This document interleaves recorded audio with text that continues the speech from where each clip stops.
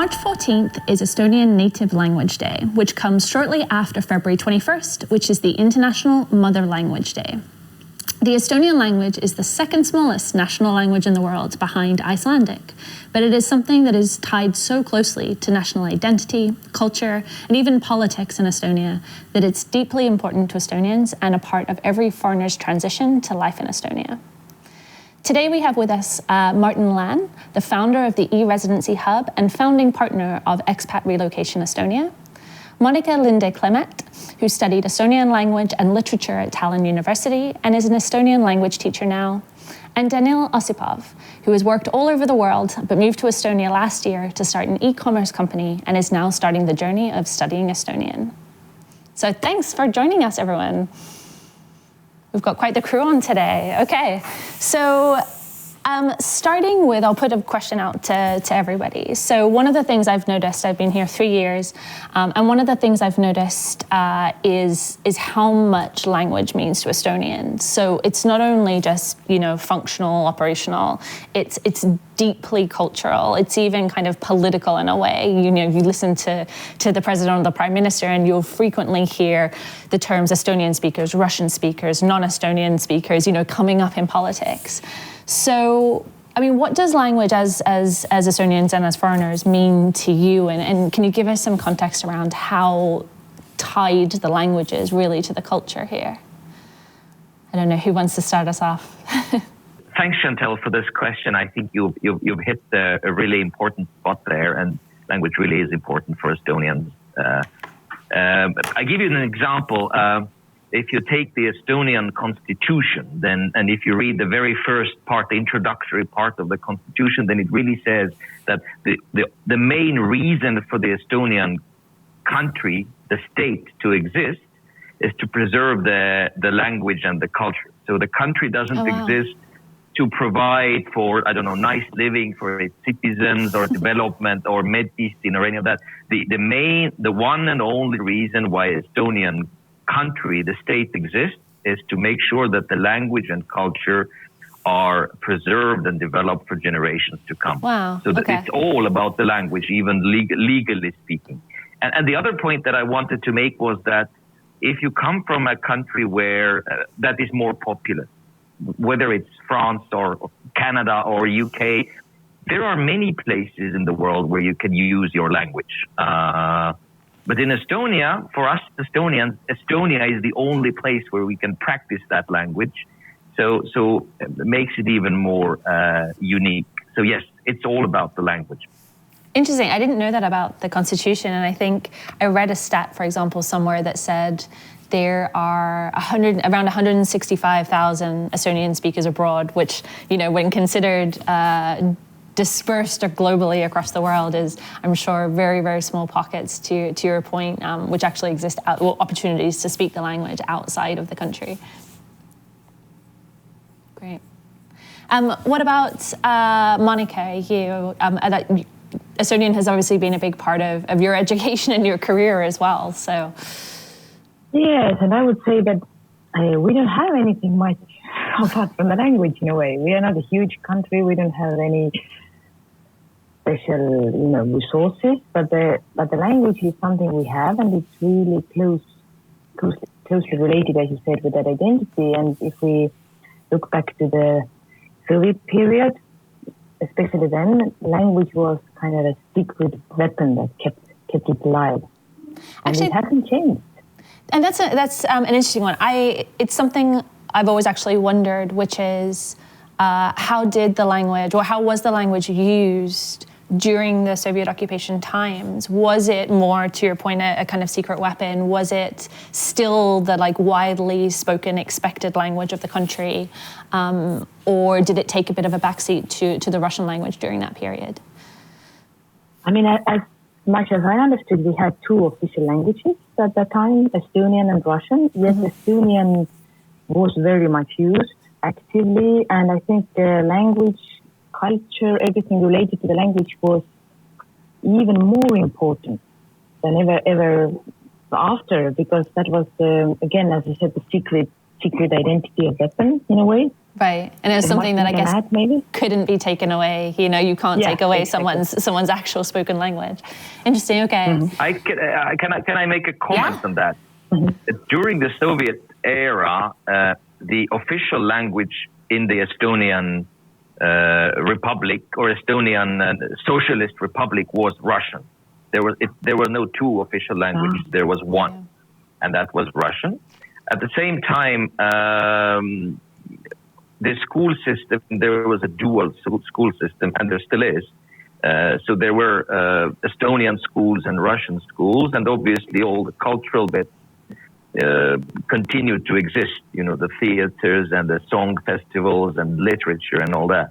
Obviously there was censorship and all that, but the language was not, it didn't disappear. However, if you wanted to write an official application to some government institution or to go to the to the city government, then the documentation was usually, at least there was no, you couldn't expect to be able to speak Estonian, and then the officials as well, they could just insist saying that, look, we speak in Russian. So that was the thing. But obviously, Monica is right in pointing out that the language and the culture and the literature was something that was not taken away from us, and it was an important, the key piece of this sort of cultural identity, and also the situations and the developments in the late 80s and early 90s of the last century were a lot revolving around the language. Got it. And if we fast forward to today, so obviously one of, and you'll know this well, Martin, but obviously one of Estonia's big selling points is its kind of open up to the globe, you know, B&E residents, set up your company here, come to work in Estonia. Side by side with that, there's obviously this ongoing push, and maybe they're related, maybe they're independent, to continue to preserve the language as Estonia gets more global and opens up more and more to foreigners living here and the world. So how does the country balance this, you know, wanting to be more open to foreigners, but similarly, you know, being extremely generous in their expectations of foreigners to speak Estonian, to integrate from a language perspective, versus, for example, I lived in France for many years, and it was absolutely expected of me that, you know, if I was to live there long term, I spoke French, I would work in French, etc. So how does the country kind of balance that increasing globalization with the need to preserve this kind of very small but very important part of the culture? I've always, when we run this Settle in Estonia program, in which we teach Estonian language, Monica being one of our teachers and Daniil being one of our students, then I talk to the teachers in the team a lot, and I have this understanding and that at this moment, there has never in history been such a large amount of people, foreigners, who are interested in learning Estonian. Once again, during the Soviet era and probably also before that, learning Estonian was the field of language freaks. Like if you were a linguist, then you were probably interested in this quirky little northern language called Estonian. But for the general public, this was a non-issue. I mean, why would you bother learning Estonian? So now we have this demand from people who have come to live here, have maybe created families here or simply work here, and they need this language in order to live. At the same time, they are also sort of mildly interested in the culture and the language, so there is this element as well. At the same time, it is perfectly fine to live and work at least in Tallinn and Tartu without speaking Estonian. Yeah. So either if you speak Russian or English, it's perfectly fine. You don't starve to death without knowing Estonian. So, you know, the balance is there. We need to train more Estonian language teachers to meet this demand. But at the same time, I don't think we should squeeze the foreigners too much into learning Estonian, because many people come to Estonia not because of their interest in the language, but because of their work and other reasons. And we shouldn't somehow belittle that. So yes, there is the balance, and I think we are trying to keep the balance there. And the problem at the moment, I think, is mostly the lack of good Estonian language teachers. Okay. And I think this is something that over the coming years we need to work on. Yeah, I think, go ahead, Monica. Sorry, I was wondering that, yes, there isn't such a pressure that you definitely need Estonian. If you work at Wise or Pipedrive, you can live your day without any Estonian.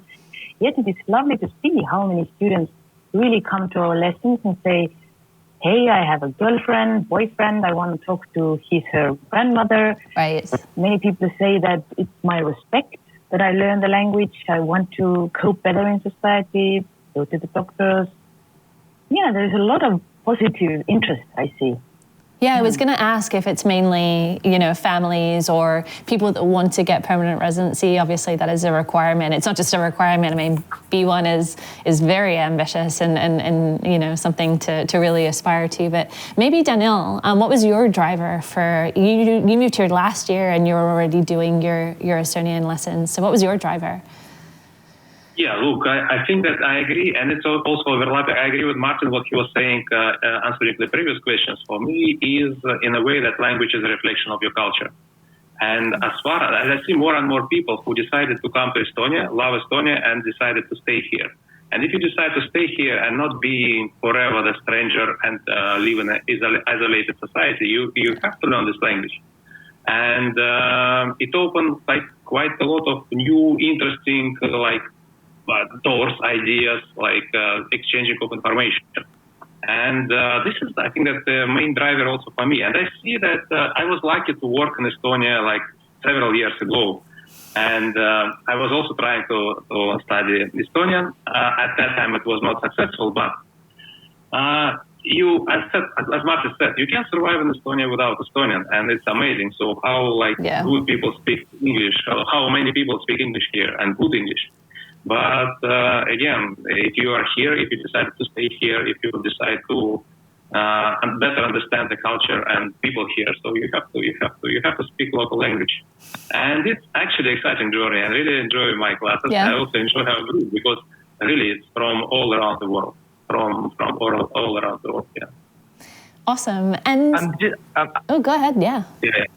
I was thinking, look, if you live in Estonia and you don't speak the language, as I said, you'll be fine, particularly if you already have a job and if you come here to do a particular job, but then you would be living with one eye closed. You'll be fine. But if you learn it, then you get two things.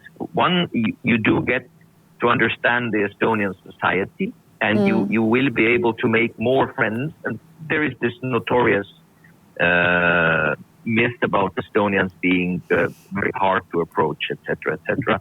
The language is the key. Yeah, this is how you open them up a bit, a bit. And the other thing is, if you are not here as a corporate transferee, you are here as somebody who is looking for a job, then knowing Estonian will unlock the 80% of jobs that are there that you otherwise don't have access to. So if you don't speak a language and you're simply looking around for something to do in terms of work, then I think your opportunities are down to about 20.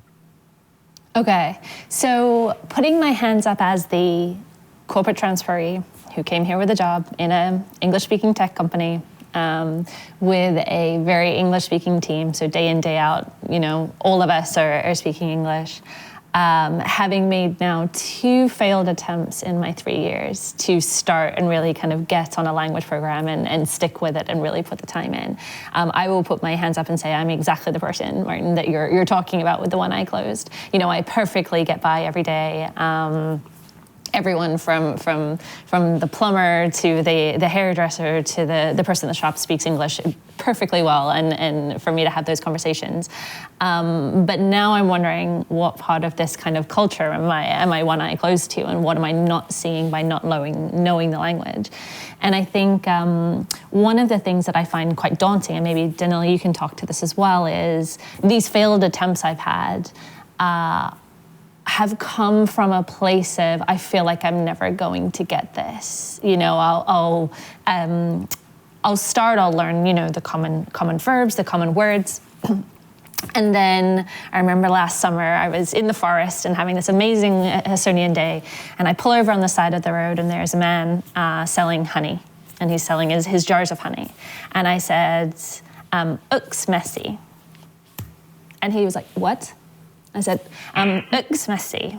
And he said, I thought, I've said two words. I have an 80% level of confidence that they were the right words. Like, I do know the word for one, I do know the word for honey, I just couldn't get there. And I thought, I am never going to get to a point where I can actually have a conversation in this. So, is there this? What's the learning curve like of learning Estonian? Is it, you know, it's really hard, but it gets down to fine-tuning some of the pronunciation. Estonians are just not used to hearing us absolutely butcher Estonian with foreign accents. You know, they're not used to uks and whatever, that fine nuances that I'm not going to capture on day one.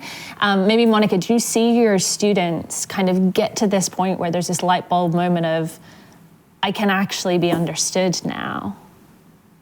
Yes, I would say just hang in there, don't give up. I know that when you're coming from the English language background, the pronunciation is the issue. I understood your uks messi very well because there was honey, it was there. There was only honey. It was the only thing being sold. Anyway. Because I'm used to different accents, but probably this old young, I don't know, gentleman in the countryside, never seen anyone trying to speak Estonian, and it's all about getting used to. And of course, there is a learning curve. People are so different, but I mean, I have seen so many people coming 0 level to my lesson, and in 2 years to speak. Okay. It is possible. I can promise. And where does just hang in there. Where does that? You know, obviously there's the language system of A1, A2, B1, etc. Where does that kind of, I guess, almost level of I can go and do some basic things in Estonian really kick in? Do you see that happening around your students that are kind of at the finishing their A1? Daniil, do you feel like you can go into a store and kind of, you know, do some, you're at A1 level, I think. You can, do some things? Yeah, look, I think that when you're A1, you're trying to do things. Yeah? Okay. And this is most important things, like keep trying. Because it was for me the same with English language. So you start understanding the basics, you start understand you knowing the like basic phrases, and you start shooting them at Estonian people and see what will be the reaction. And this is the only way to do it. And I think that coming to your question, the turning point is different for each and every person, of course, as Monica said. But as far as you get this like several sentences which you're already familiar with and which you can ask and can decode the answer which you're guessing. So I think that for many people it is a turning point, and you start like being involved and being maybe more confident that you can do it. Okay. It's not easy, but there is no other way. Okay, so I just need to... Teaching adults is probably... Sorry, Daniil, go ahead. No, I have several examples in my life. So I used to know people who speak perfect Estonian not being Estonians. And I have an example from my wife who started a bit earlier than I did. And she passed through B1 level, like for example, Whoa. B1. Yeah, B1. And she can maintain the conversation in Estonian quite well. Wow. So everything is possible. You just need to keep going, and it will be rewarded. Okay. And sorry, Martin, what were you going to say? Yeah, sorry, Martin. Yeah. I wanted to say, Monica can correct me if I overshoot my authority here, but I think to have a normal conversation about random stuff in life, simple stuff, beyond one Messi. Right. I think B1 is that kind of level. Okay. And because then you will feel more or less comfortable in understanding what's going on around you. And you can chip in with your thoughts and ideas, and obviously, groceries and stuff. But to get from zero to this level, our students often ask, how long does it take? My answer is that if you are a linguistically talented person and you have experience with learning foreign language before, and you're willing to put in 6, 7 or so hours a week, then you can do it in a year. A year, okay. But that's, then you are a linguist, and this is what you do in life. You learn Estonian. If you do it at the side of your work or your family life and everything else, and you're, tired and exhausted, and you do it once a week or maybe 2 evenings per week, it could take a year and a half up to 2. Yeah. And if you do this just as a hobby, in order to, when you go back from Estonia to your home country, in order to just over a couple of beers, it's a great party trick. Friends, look, I can know to do a party trick. If that's your goal, then the party tricks you can do in a matter of a couple of days. But this is where you stay. So you really need to get to that B1 level. Without that effort that I described, I think is impossible. But to the party trick level, you can get in a couple of days, and otherwise a year to 18 months, I think, is realistic. Okay. And it also means that if you come from Korea or Japan or someplace where language is really different, also the alphabet, then it may take another extra half a year. Okay. Monica, because obviously Estonia is not super close to other languages in the way of, for example, French and Italian or something would be more related. Do you see that there are certain people who do pick it up easier in your classes? For example, do Finnish people pick it up more quickly? Of course. Yeah? Yes. Okay. I would say for Finnish students, yes, it's much easier. Okay. But the other, I can't really say. I think it's only Finnish speakers. Okay. And then it really depends on the effort, the time, the talent.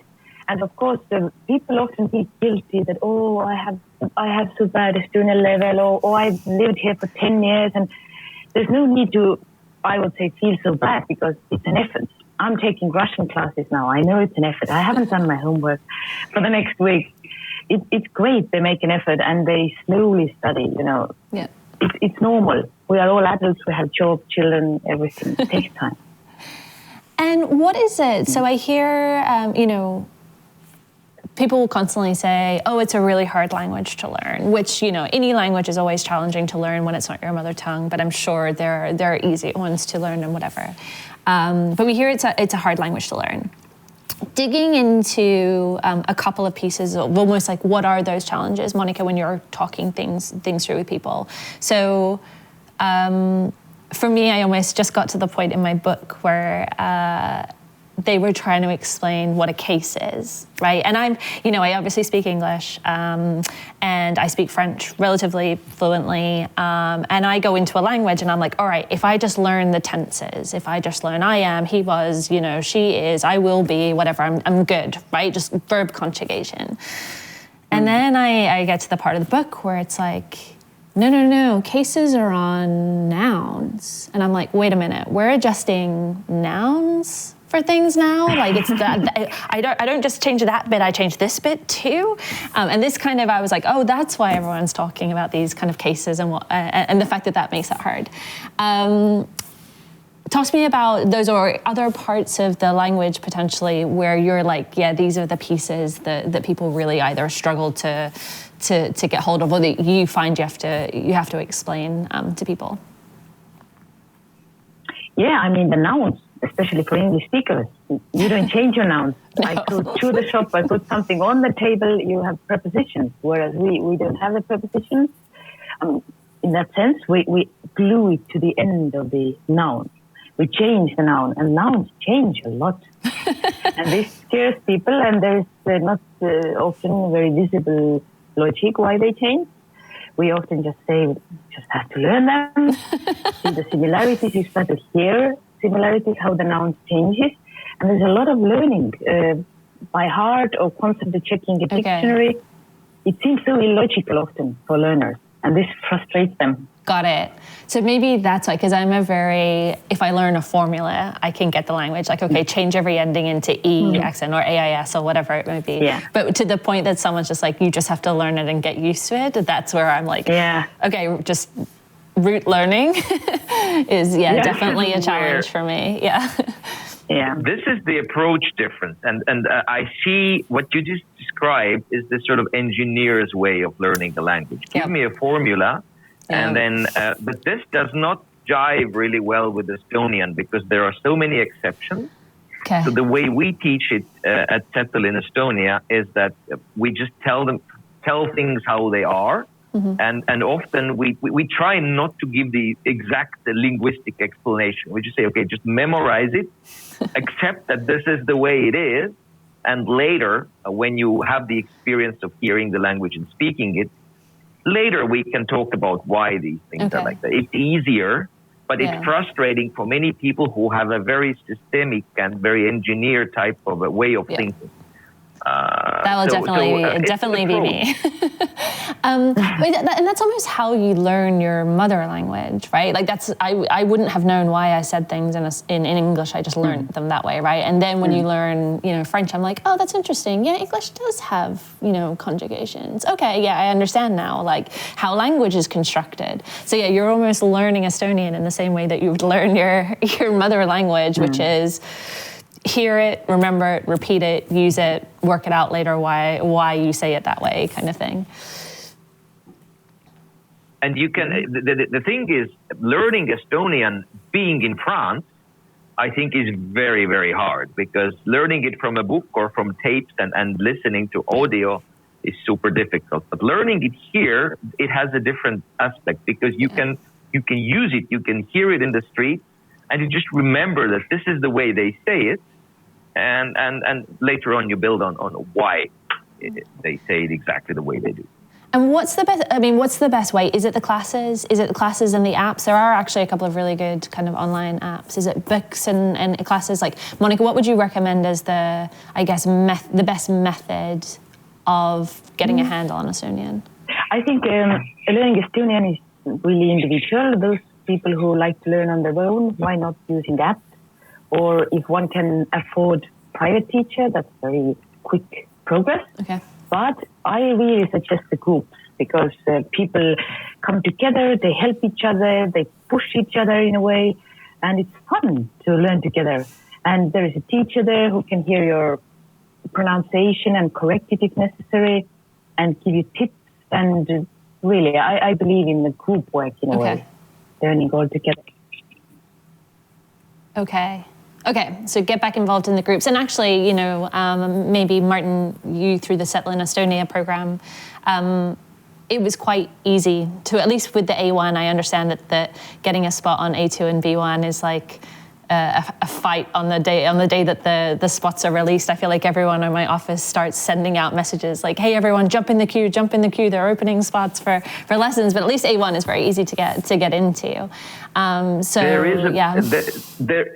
Just by way of explanation, so there is.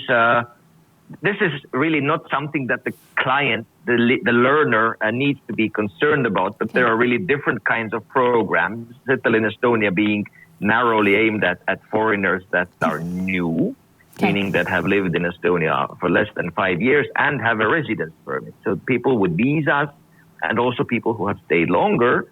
Then they usually, if they want free language classes, they usually go through this organization called the Integration Fund. Okay. Yeah. So there are different ones, and also, our language courses, we try to spread out the registration over the month. There is no sort of 1 5-minute effort. So what we're just by way of little bit of advertisement, we are starting our courses again in September, and the registration will begin in all the following months, meaning May, June, July, and August. In the beginning of the month, we will open up new groups, so everybody should find their spot.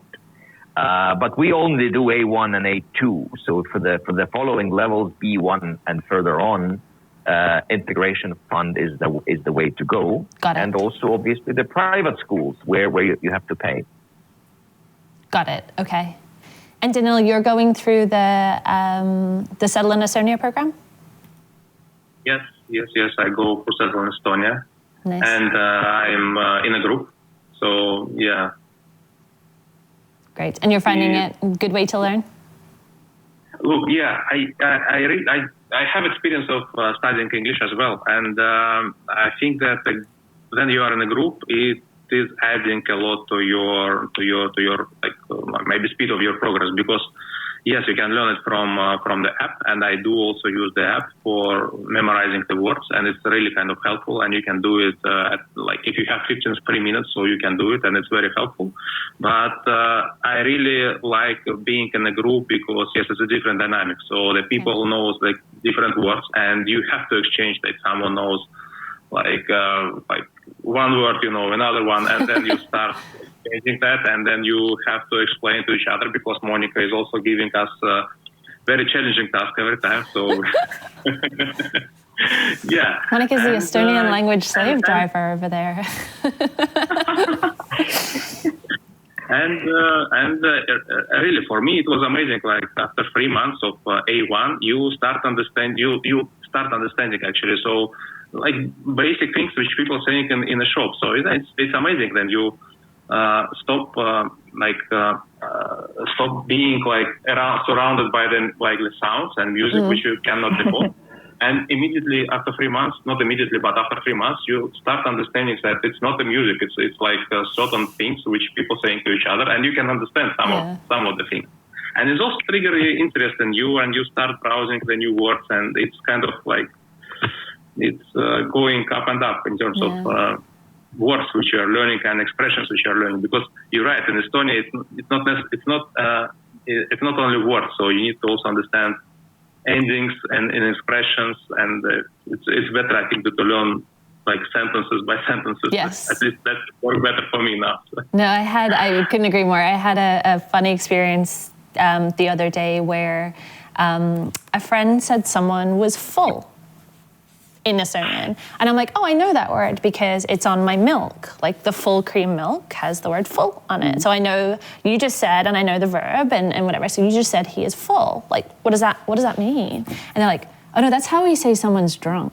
And I'm like, oh, okay. So that actually had a very different context that had nothing to do with, my full cream milk. But yeah, I knew parts of the word, but actually nothing to do with the context or how it was being used. So definitely. Can I ask Estonians about this e-dictation thing? So coming back to the theme of this Native Language Day, every year there's this grammar, dictation, spelling competition thing that happens. Tell me about that.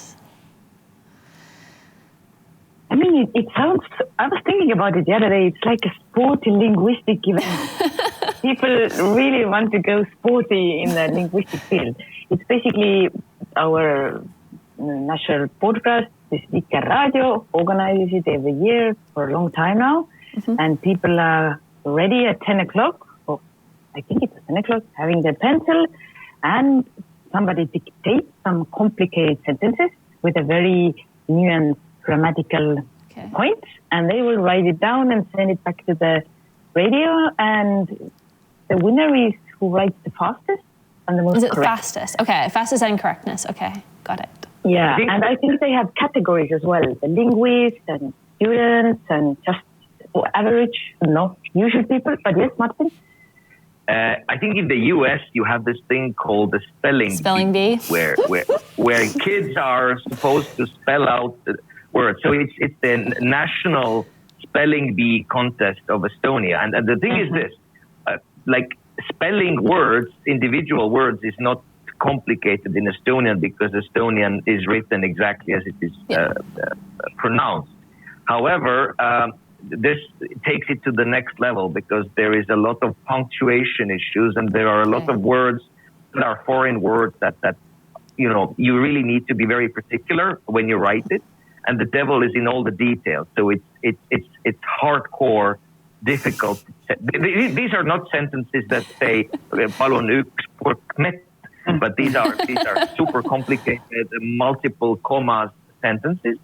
And yes, as Monica said, there are different categories. So for linguists, for regular people, age groups, etc. But I think that thousands of people write it, and the contest itself is quite quick. I think it's 10 minutes or not more than that. So they read it out twice, and then you have to type it into your computer and press send.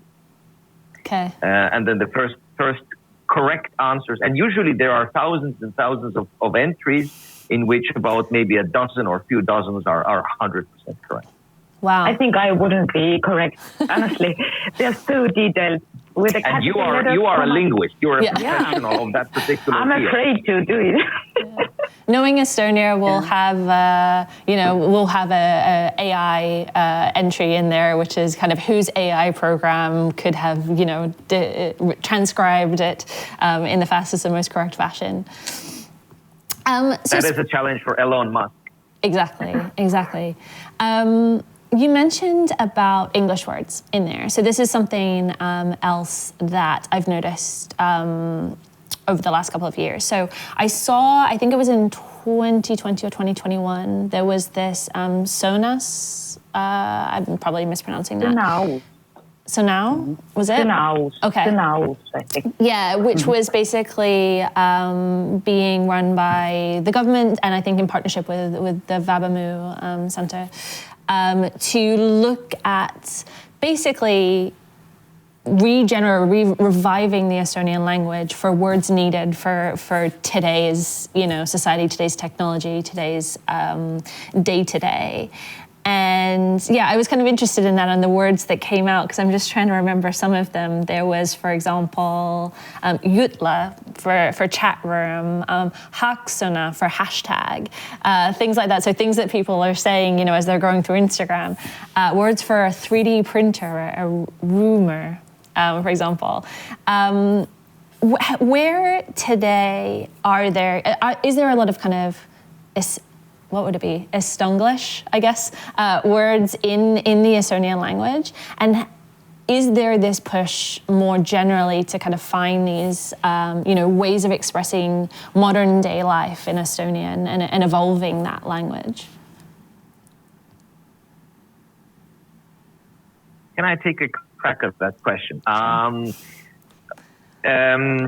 I think one of the things that makes Estonian unique is Estonian, again, correct me if I'm wrong, Estonian is the smallest language in the world that is universal, in the sense that you can use Estonian to write the PhD thesis on astrophysics. You probably cannot do that in Apache or in Zulu, no offense to Zulu speakers. So we have this language that is 100% usable in modernity. Okay. But that comes a little bit at the price of a borrowed word, whether it's the word for keyboard or monitor or hashtag. And now I think there is a balance of ridiculousness, and on the one hand where you translate or create new words for everything, and on the other side where you simply succumb to English and you end up with some sort of Estonglish. Mm-hmm. And with this Sonaus, or with this campaign for creating new words, time is the best judge of the success. So there are dozens of words that are being proposed, but only few of them catch up. One of the words that has totally caught up is taristu. Taristu, which is the word for infrastructure. So absolutely nobody now in the Estonian newspapers or interviews uses the word infrastructure. People say taristu and they think it's a real word, because it is. All these haaksõna and all these other things, time will tell. But I think the challenge is to maintain the language, to keep it alive. We need to do some of this word creation. We cannot just let go and say, okay, hell with it. It's much easier to say hashtag. By the way, just an example of the word creation. Many of the words that the Estonian language currently has, people have no idea that these are actually invented words. One of such words, curiously enough, for the topic of the day, is relv, which is weapon. And the word relv is very new. It was invented, I think, in the 30s. by a linguist in Estonia. It used to be called tapari, which is directly translated as a killing device. Yeah. So the word relv and the word pardel, or a shaver, are now so much commonly used that nobody even thinks of them as invented words. Yeah, I think I was reading about this gentleman in history, Johannes Avik, who basically went through this process in the early 1900s of saying, we need to take Estonian from being effectively almost, not to be deprecating, but kind of a peasant language or a day-to-day operational language, and make it a literary language or an advanced language for today's society. So you mentioned this weapon instead of war tool or whatever it was, words for crime instead of evil deed. To convince someone rather than saying to put it into believing, for example, was some of the words that he made throughout the early 1900s, and really kind of and his legacy has kind of kept going over time in terms of developing the language and modernizing it and making sure, to your point, Martin, that it is a universal language. There's nothing that can't in today's society be expressed through the native language. I think we should cherish what we have because it's really, really unique. It's like a rhinoceros, the black rhinoceros. There are very few of them left, and we should cherish that. We should keep it dear, and we should make sure that it grows and develops. Because, as you mentioned, it has come a long way from being a peasant language where you can speak about maybe rye and bread and water and stuff, basic stuff like that, into a language where, international grade science is being done on a daily basis. And I think coming back to the very beginning of, the fact that the Estonian state exists only to preserve the cultural language, I think we shouldn't belittle that, and we should somehow think about this, especially on days like on Monday, and even when we raise our kids, they're very prone to, on Minecraft and whatever, to switch to English all the time, to make sure that we have a generation in the future as well that speak Estonian language, not only on a colloquial level, meaning kaks õlut palun, but also people that can philosophize, can discuss politics, literature, finer things in life in Estonian. Great point. And teach others to do the same, even if it's just for the pleasure of doing party tricks 10 years down the track. Do you feel, I'll put out the challenging question. Obviously, I've been in Estonia through an interesting political time where there's been a lot of different kind of themes, and protectionism and globalization and whatever have been big themes for the last couple of years that I've been here. Part of that is this threat to the Estonian language. We are going to lose our language because of this. Do you, as Estonians, feel that your language is under threat? And if so, is it more by, for example, Russian-speaking people, a community within Estonia, or you think it's more under threat of globalization or being diluted by English being, more of a business language or something like that? Honestly speaking, I don't feel a threat at all right now. And seeing every day how many people want to learn the language, how many really reach to the B1 and more level. So I think it's a really good time for Estonian language right now.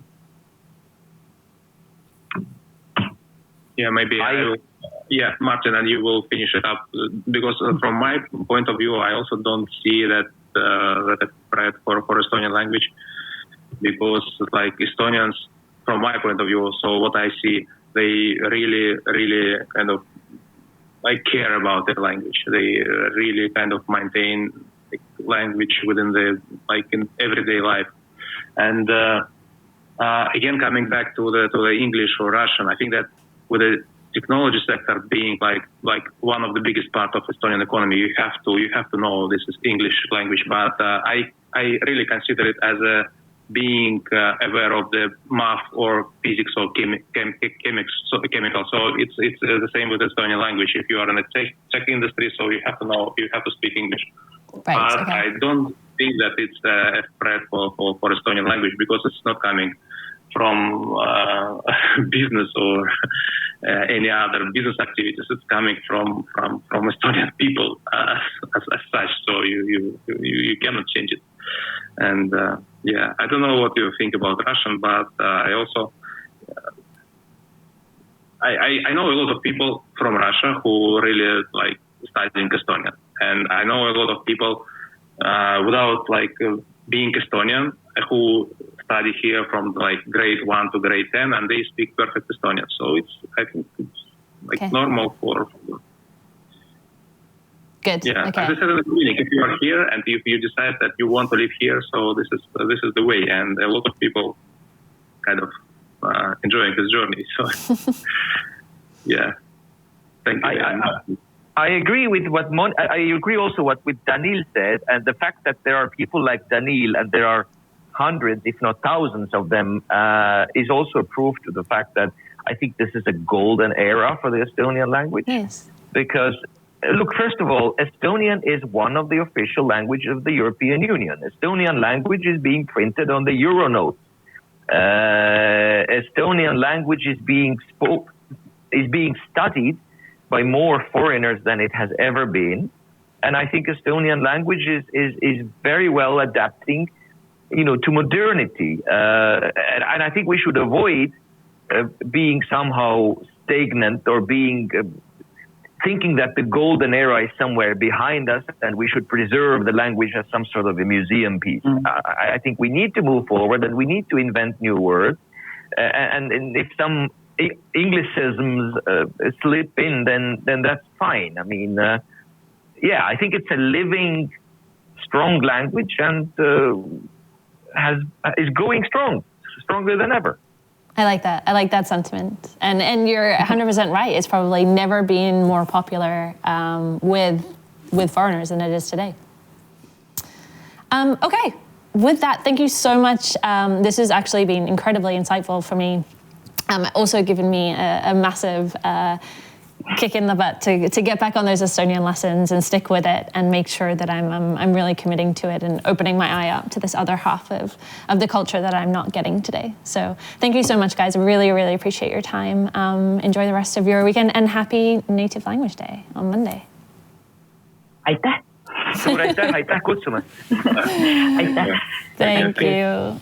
Bye.